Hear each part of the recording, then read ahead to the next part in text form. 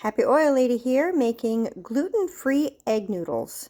So what I've got in my KitchenAid mixer is 1 cup of gluten-free flour and 1/3 cup tapioca flour and a sprinkle of salt. The salt's optional. Next, I'm going to add 4 eggs and about a tablespoon of olive oil.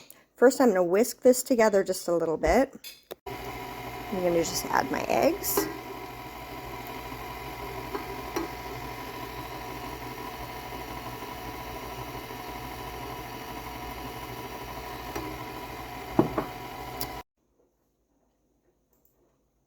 Okay, the dough is starting to come together really nicely, and now I'm going to add the oil in.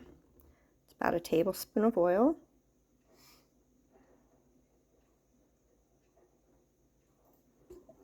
And we're just going to let that go until it's fully incorporated. It's going to jump and bounce around a little bit.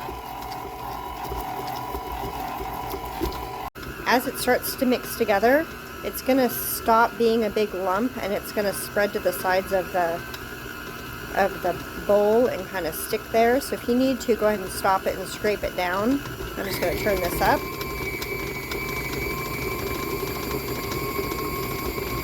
And get that to knead real nicely.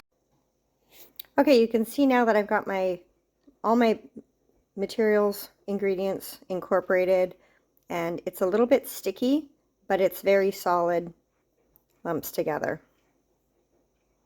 Now we're going to scrape it out and start dusting. Consistency is thicker than cookie dough and very tacky to the touch, so make sure you have plenty of tapioca flour, and we're just going to separate this into 3 dough balls.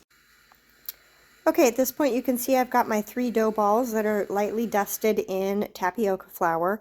You can see that they're not the same size. I don't even remotely care. They can be whatever size you want.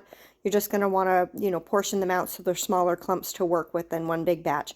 At this point, you can roll them out flat with a rolling pin and extra tapioca starch, but I have an attachment for my KitchenAid, and I'm going to assemble that to make my life easy. Okay, so at this point, I'm just going to flatten this out a little bit to fit it through my pasta roller. Turn that on. It's on setting number 1, and I'm just going to roll it through. And then I'm going to fold it over. So if you're doing this by hand and you've got a rolling pin, do the same thing. Just roll it over and then lightly flour it again. Feed it back through.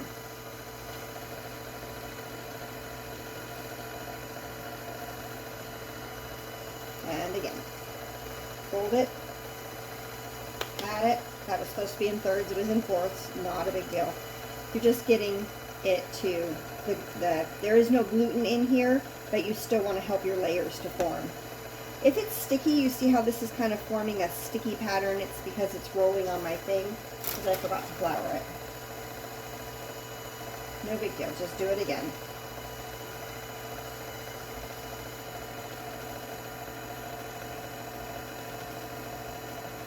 And I'm going to continue with that with all of them until I have nice sheets that are not so sticky.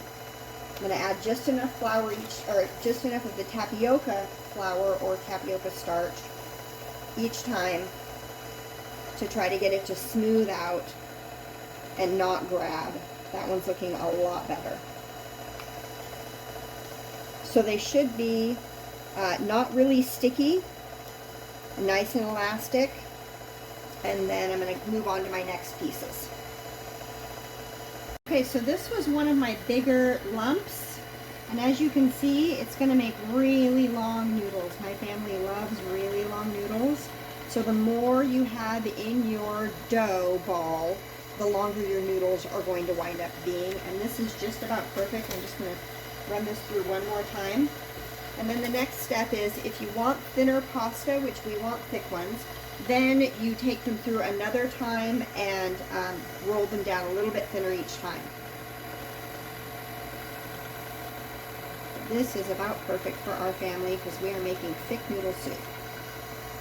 Okay? Okay, so here you can see I've taken out the rolling flat one, and this one has my little cut ridges in it. If you don't have one of these and you've rolled them out by hand, let me give you a clue. Use a pizza cutter to roll across the surface of your noodles to cut them into strips. It's going to save you a lot of time rather than trying to do something with scissors or a knife. Okay, so I am just going to run these through, and I'm just going to let them pile up down at the bottom and make noodles.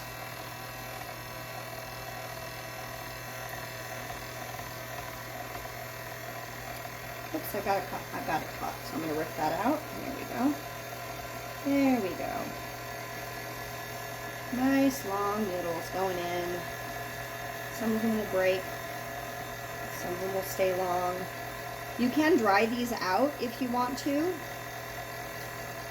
but we usually eat them fresh. They only take 2 or 3 minutes to boil and cook. If you dry them out, they're going to take about 15 or 20 minutes.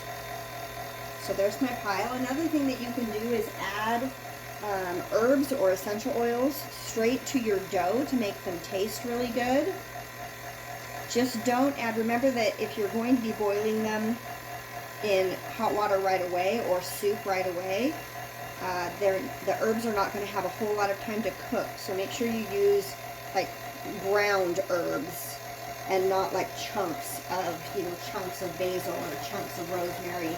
Make sure that you're using the powder or you're grinding them up. Or you use the essential oils because those just blend right in. If you're going to put essential oils in, just add them to your olive oil ahead of time.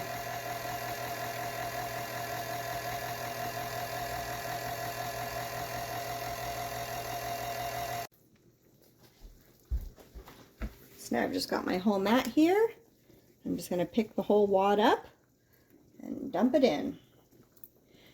You can be careful and, put them in separately, a few strands at a time. I am not a careful cook. If any of you are following this, you probably already know that by now. And this is it. They just take 2 to 3 minutes to cook. And like I said, as they rise, you can see that this one's kind of clumped together. Yeah, just stir it around with a fork and it'll come unclumped. If you want to be careful, then you certainly may, but they're going to taste just the same if they're wiggly than if they're not. So you just drop them right into your boiling water, cook them for 2 to 3 minutes, and voila, homemade gluten-free egg noodles. Yum.